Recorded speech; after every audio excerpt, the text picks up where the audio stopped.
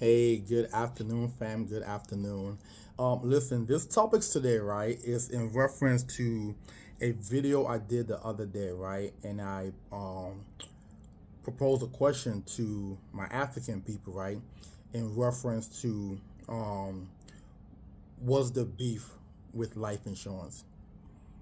Why is it that they don't like life insurance, right? And the one young lady responded, right, and she commented, and she said, "Well, a lot of Africans are deadly afraid of talking about death, right? They are afraid of talking about death, right? Which is pretty much the circle of life, and which to me is crazy because um, I don't even know if that might be part of it, but I don't know if that's 100% like the main reason, right? Um, Especially when you've been living here for so long, right? Sometimes I feel as though that a lot of selfishness may be involved, as to the reason why, and again, I'm not saying she's wrong. I think that is part of it. A lot of people are still kind of like superstitious, which to me is crazy. I know some people that believe that if you get life insurance today, like you're gonna die tomorrow, which like, you know, this is how crazy this is, right? For some reason, they believe if you get life insurance, you're gonna die tomorrow, but then they will have health insurance. So why don't you have the same belief for health insurance? Like the belief of if you get health insurance, you're gonna get sick tomorrow. They'll have auto insurance. If you get auto insurance, you're gonna get an accident tomorrow. You know what I'm saying? Like if you get auto insurance, you can actually you can still die from an auto accident. So to me, if that's the belief, then I don't know if that's 100% the truth, because they get different type of insurance and stuff like that, right? Which I know those are mandated, like you have to get those, like auto insurance and health insurance and things like that. But if you get those things and nothing bad happened to you, then why would you get life insurance and something bad happened to you? As a matter of fact, I've come to find out that it's usually the people who are passing away that don't have insurance.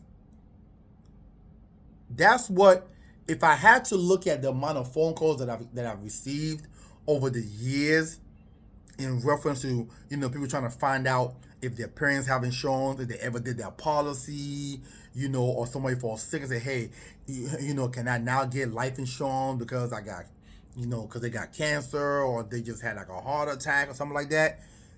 It's usually the ones that don't have the product, that don't have the life insurance, that usually are the one that need it, right?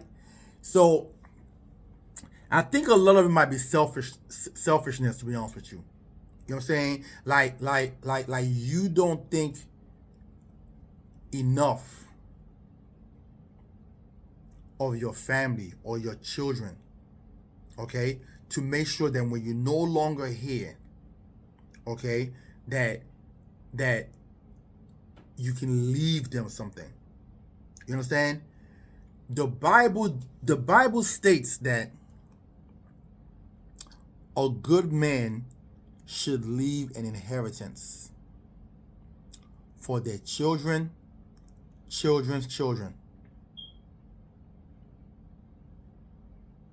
That's generation upon generation, right? Most people would not be able to accumulate enough wealth to be able to leave to their children. But what makes America so great is your life insurance can actually be your wealth transfer. So what do I mean? Most people might not be able to save $1 million to transfer to their children, but you can buy that life insurance and pay $100 a month for $1 million policy that will now transfer to your children when you're no longer here. You understand? And I believe that most people, for some reason, don't value that. Again, these are my African people who I know make great money, great money, right? Um, I just left a party today. Okay. It was an African party, right?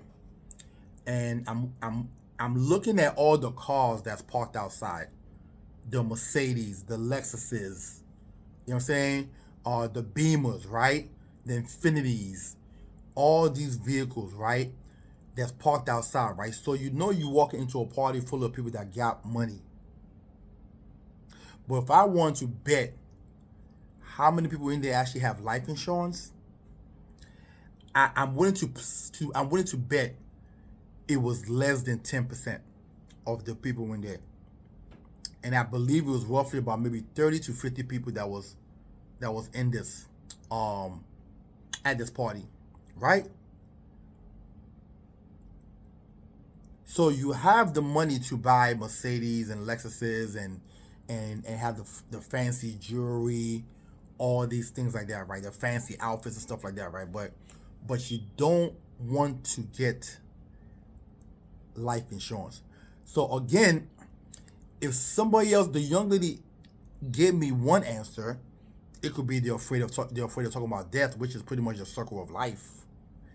It's gonna happen whether you want to talk about it or not. Doesn't matter. You have no control over that, right? So you because you want to avoid talking about that, you want to leave your family assed out. Have you ever thought about that? Because I want to avoid talking about life insurance because I'm superstitious, I'm gonna risk leaving my family in a bad situation. Not only leaving them in a bad situation, I'm also gonna end up putting them in debt. Because most of the time, when a person passed away in the community and people are giving donations, it's usually never really enough. Somebody got a maxed out credit card, somebody got to get a personal loan to cover the balance, right? And then you're leaving your family that's left behind with nothing. They have to struggle without you. You know what I'm saying? They have to get through life without you, right? I know a lot of us don't think about this, right? But I just want you to just close your eyes and imagine if you're the breadwinner of your house right now, right? And you pass away, okay? Your children are going to be grieving. Your spouse is going to be grieving. Now they bury you. Now that house that you all work for is going to be gone because the one person cannot pay for it on by themselves.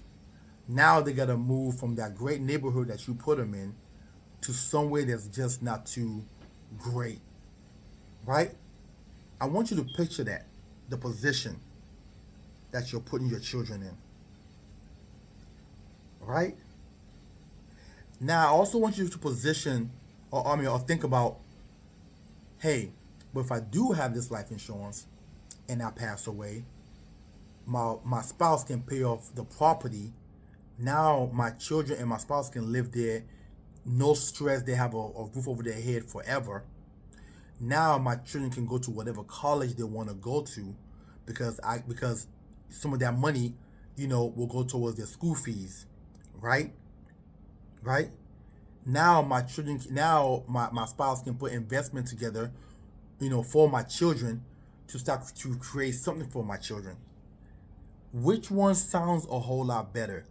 Me leaving them with zero, and zero, I'm leaving them, plus they go into debt to make sure that I'm put to the ground, or me leaving them with money to make sure that not only do they survive, but they thrive. Which one sounds a whole lot better? So I don't totally believe in the part of, oh, they're scared, they're deadly afraid to talk about death. That doesn't make that doesn't, especially in America. You live in America, I don't know. I don't know if I can accept that ideal. If you've been living in America for 10 plus, 15 plus, 20 plus years, and you're still carrying that superstition, I don't know what to say. So I don't 100% agree with that thought process. I think a lot of it is selfish reasoning. A lot of it is, hey, I'd rather have the fancy things and live my best life than sacrifice and put some money away or get some insurance to make sure that my family, if something happens to me, my family okay. I think it's more so along that line. I think it's more so along that line. Because it's not an affordability issue. If I was to guess based on the conversation I had with the people in the party today, some of these people were nurses. You know what I'm saying? Some are IT people, tech people. Okay? So, I know there was money in that building. Right? But if I had to gamble, if I had to roll that dice, I'm willing to bet less than 10% has some life insurance. So again, fam, listen. If this is you and you know you have responsibilities, I just want you to close your eyes and just picture how they will survive without you. They will eventually be okay, but can you imagine the struggle? It takes two income now to survive. Can you imagine if you put them in a position right now, right, while you're alive, right, and all of a sudden, okay, that thing got pulled from underneath their feet, and what position they'll be in? It's just a thought, fam. It's just a thought. So listen, if you're walking around and you don't have any life insurance, and you want to get some quotes, you want to look at some options, right? I'm available for you. Feel free to text me at 443-208-5480. That's 443-208-5480.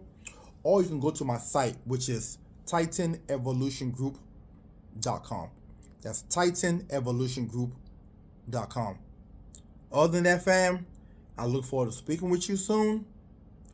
And let's just do better. Let's stop the old thinking.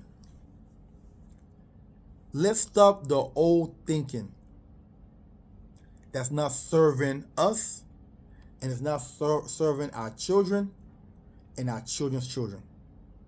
Talk to you soon.